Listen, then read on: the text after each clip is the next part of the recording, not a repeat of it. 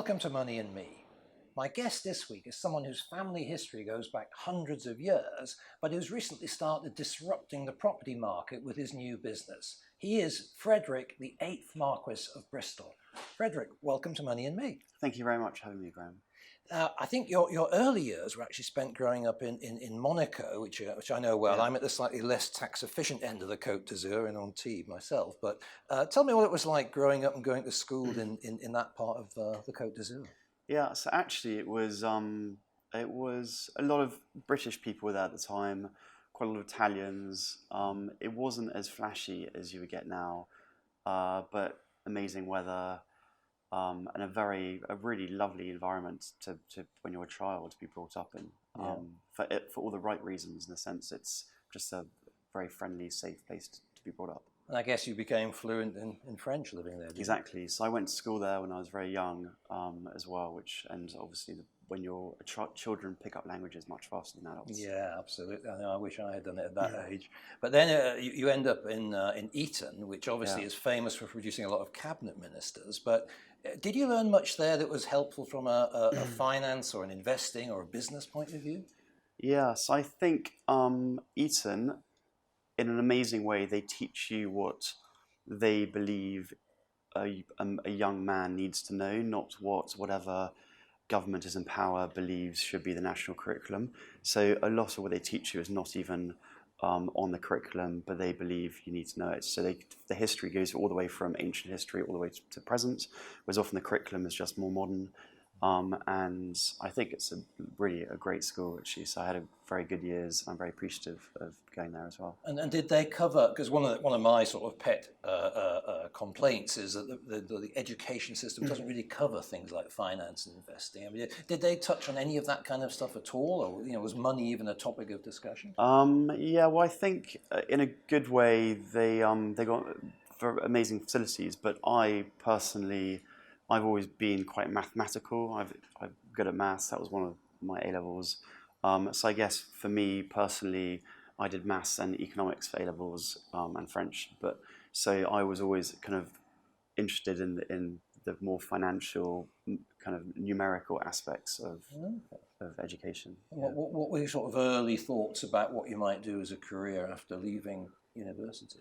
Well, I did. So I was at Edinburgh University. I did 4-year course because all of the courses at Edinburgh are 4 years because Scottish University, because in Scotland you do highs, not A-levels. Each summer I did a different internship. So I did one at, I won't mention the bank, but a bank, and I hated it. One at a stockbroking firm, I hated it. And then in my kind of between 3rd and 4th year, I actually spent a month in Eastern Europe, in Estonia, and I really loved it, and that was in 2001, yeah. Right, okay.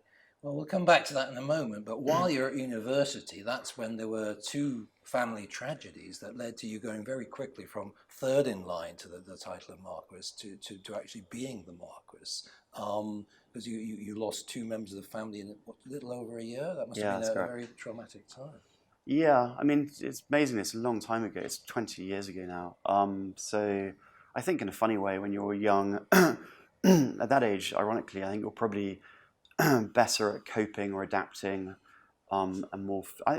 Humans are very versatile. Like, it's amazing if you look in history, even the wars of what people go through, and they come out as healthy, emotionally healthy people. Yeah. So I think, I mean, at the time, obviously, it wasn't easy, but I think I've come through it. Okay. Was a well-adjusted person. And in a sense, was there, if you think about on a slightly different scale, perhaps, George VI inheriting the throne from Edward and feeling unprepared for it. You were a very young man, and then suddenly you inherited the title. Was there a sense of, gosh, what am I going to do now with this? Not really, because I was already on my kind of path, and I'm a very I'm a individual person, meaning I've always done what I want to do not in a selfish way, but in a healthy way. Yeah. So it didn't really affect my path. It probably actually meant the reason why I ended up moving abroad, because in a good way, it's out of the kind of rat race.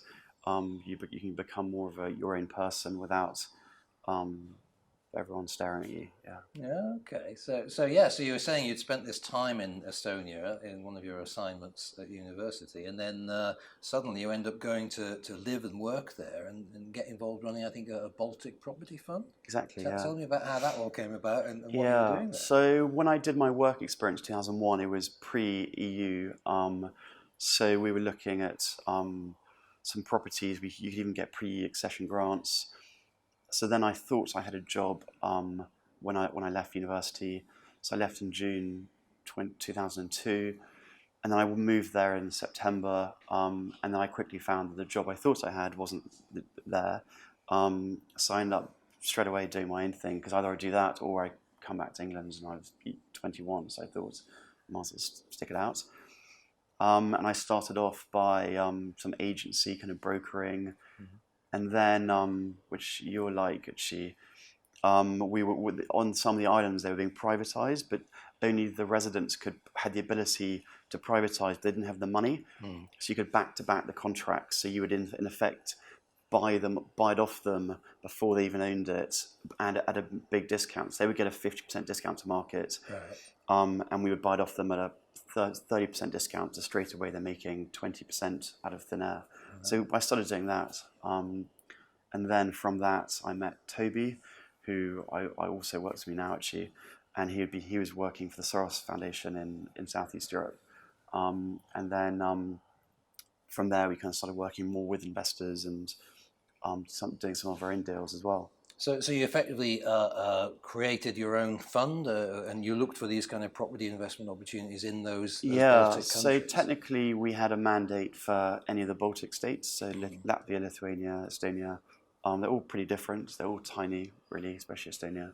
But actually we only invested in Estonia, and because it's such a small country in a great way, it's a very broad spectrum from kind of land or it was all kind of value add investments. So if it was an office building, it was because it had a car park at the back you could build out extra square feet. So yeah, it was interesting. Well, I mean, a good learning curve. Even today, Estonia is cited as one of the kind of emerging economies where there's huge opportunity. So I guess you were in ahead of that curve. So it must have been I don't know, you must have just felt that you could do anything there because you were so early into the game. Yeah, and they're a very young country in a people sense. So actually, all the I was young at the time as well. So all the people in power, or I think even the prime minister was in his 30s. So it was you weren't looked down upon because of being a younger age either. And it's very, very dynamic. So even a long time ago, even then, I think they had kind of e-voting. They've always been very kind of into their tech as such. So what was it that brought you back from Estonia and the Baltics to work back in Britain on the kind of family estate? Yeah, so I had it wasn't kind of a conscious decision. It was kind of more of a pull. I just suddenly had more and more things that were kind of taking my time, which were in the UK, which meant that from the early days, I might have only come back to the UK for, I don't know, 4 days every 7 weeks. And as you grow older, also you want to see your friends or your family more. So I tied that in with work. And then I kind of started looking at different properties in, I guess, East Anglia and the kind of Midland, well, Lincolnshire in particular, really, as well. And kind of investing there as well. So how were you able to use what you'd learned in the Baltic when you came back to this country? Was it kind of, did you feel then you had that kind of confidence and experience of how to spot a good property development opportunity, regardless of what country it was in? Yeah, and also in terms of security of investment, I mean, you see all sorts of things. I mean, in a good way, I'd say a young country, meaning this is not the age of the people, but actually the age of it being basically its own country, means that, fun enough, people are often more creative or entrepreneurial. So it's an interesting way of thinking. So I think maybe some of that and spotting opportunities where maybe some other people can't. I guess looking at things differently to other people is always good. Okay, so I want to come on in a moment to your groundbreaking and disruptive work in the property industry. What would you say were the main lessons you learned from those first years, both in the Baltics and in this country, about property investment?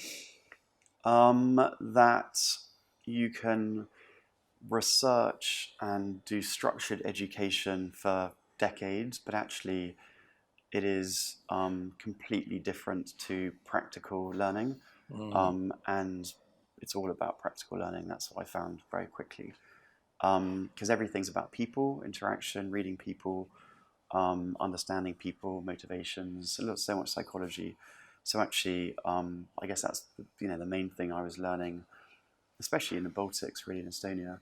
And I'm very interested in people anyway and how they tick, what makes them tick. I'll hold that thought because I want to come back to that in a few moments. So join us again after the break. Welcome back to Money and Me with my guest Frederick, Marquess of Bristol. In the first half, we learned about his life from Monaco to Eton to Estonia. Now I want to talk about the way he's starting to disrupt the property industry here in the UK. So, Frederick, tell me a little bit about the transition from, you're running these property developments in East Anglia and Lincolnshire, and then somehow the germ of this idea to do something with a property platform comes to you. How did that actually come about? Yeah, it kind of happened not by accident, but I wasn't trying to think of something new to set up. I was actually in a particular area in Lincolnshire looking at buying up new houses because you could actually buy them for below new build costs. And there was a strong rental demand, so I thought actually this is really interesting. And I was talking to Toby, who I used to work with a long time ago in Estonia, saying I really want to look at setting up a property fund to do this. And he said, don't do that. Set up a platform, because he had just been running, the last 5 years he'd been living in Berlin, and he was running a technology accelerator. So he was quite ingrained in that whole kind of tech world. So I said, actually, that looks really interesting. And he then said to me, by automating all the process of the kind of know your client, anti-money laundering, all the onboarding, all the costs incrementally decrease. So suddenly you can scale much quicker, smoother, and you can technically take smaller amounts of money for investments and aggregate. So that kind of got the kind of seed. And that was early 2015 actually. So that kind of got the seed going. And then over the course of that year, I mean, probably the summer, I started writing the business plan and honing it and changing it. And then we started building all the platform. Took a year to build the platform, but took all of 2016 was building the platform. 10 people full time. All they were doing was building the technology. Right, because I think these days the fashionable expression is a minimum viable product. So was this to get you going? You had to get at least a certain amount of core functionality there. Yeah. So when they talk about minimum viable product, what a lot of people do, which is bad, is you overbuild the product because you perceive you think you know who your client, your user will be, and you cater too much to them, and then you're wrong. So you've got something which is basically wrong. So for us, it was all about the minimum viable product was an investment platform where people can invest easily without too many bells and whistles. So that's in effect what we launched, and we launched it early 2017, actually, like January 2017, really.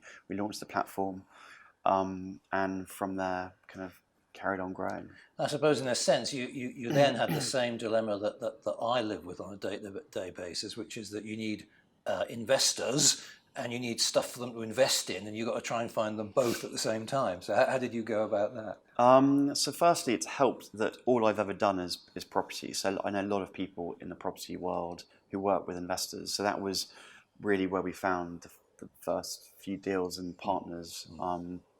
And that hasn't really changed. And actually what's happened often is some of those people have then become shareholders. So we've even done deals where some of the property asset managers then become some of shareholders, and it kind of, in a good way, you kind of grow together.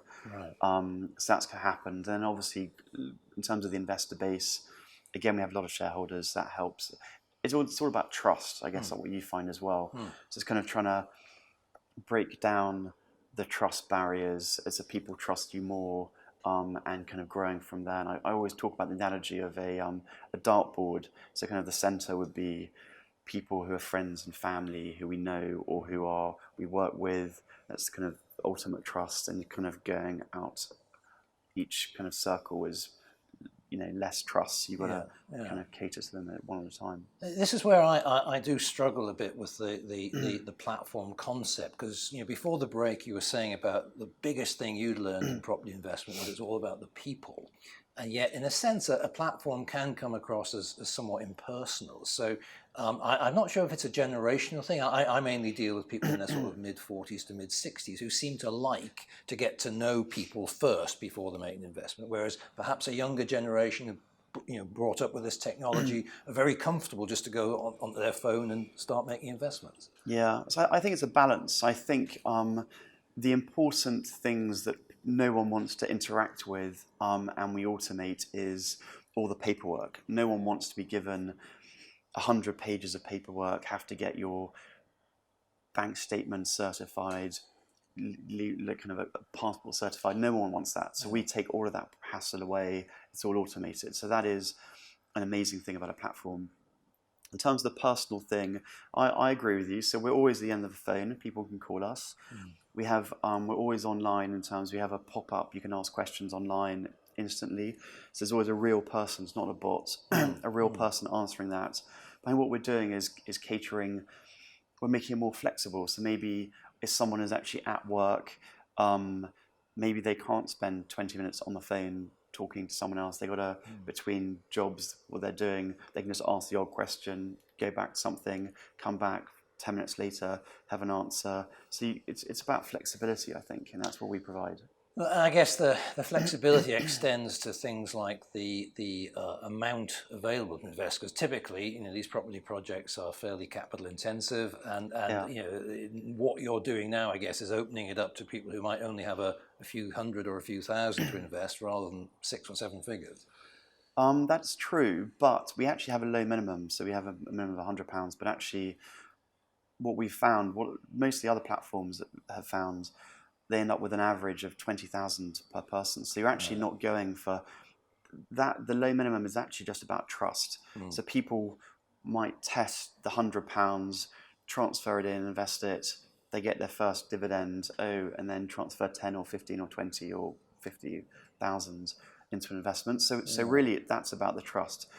But you're right, and also maybe some people drip feed their investments in. So it's about flexibility and trust for the minimums. I think also, what I've found useful is where it becomes a kind of an adjunct to an existing relationship. So for example, we develop relationships with people over a number of years.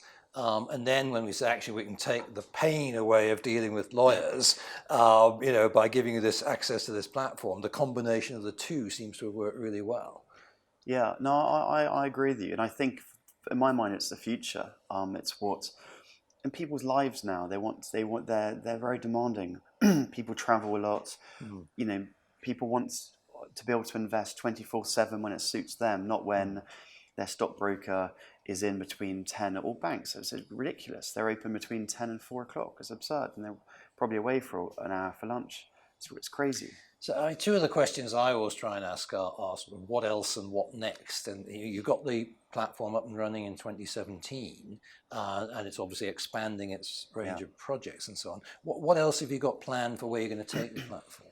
So we're going to launch a secondary market so people can sell. At the moment, they can invest in an automated way. But we're also going to create a marketplace so people can sell. As you know, obviously property is a liquid, so people can't always get out when necessarily they want to, if they want to get out early.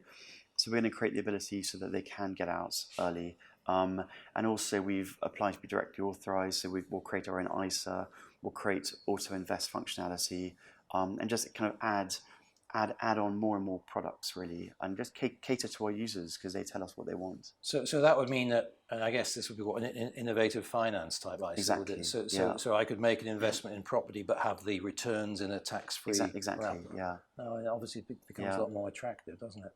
Okay, so that's in the future. What about is there a grand plan for the longer term future for you and your family? What would you like to see happen over the coming years and decades? Yeah. Well, as you say, I've just got married recently. So touch wood, at some point had some children, hopefully kind of happy, well-adjusted children. And I guess it's like anything, it's about balance. So I think in life, it's the kind of three main bits of any person's life. It's work, friends, and family, really, I guess. And it's kind of getting the balance between all three of them.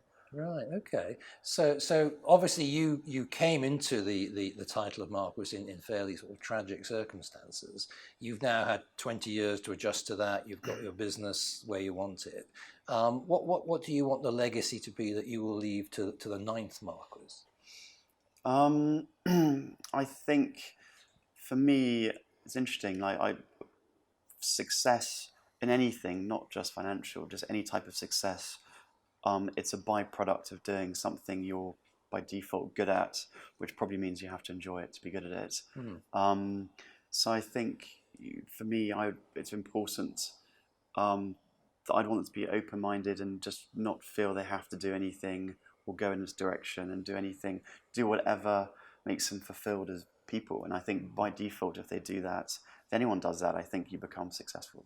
And will some kind of teaching or passing on of wisdom in the areas of money and investing be part of the upbringing for those kids? Yes, obviously I like property, I like real investments, I like things I can understand and tangible, and for me, anyone should like all of those as well. And I think also it's getting the balance between, especially with children, between kind of giving them access to enough, so they've got a roof over their head, but not giving them too much, so it stunts creativity or creates laziness. To be frank, so I wouldn't want that either. Okay, so I guess no regrets about that decision not to become a banker. Definitely not. No. Yeah. Okay, Frederick, Marquess of Bristol, thanks very much for joining us. Thanks a lot, Graham.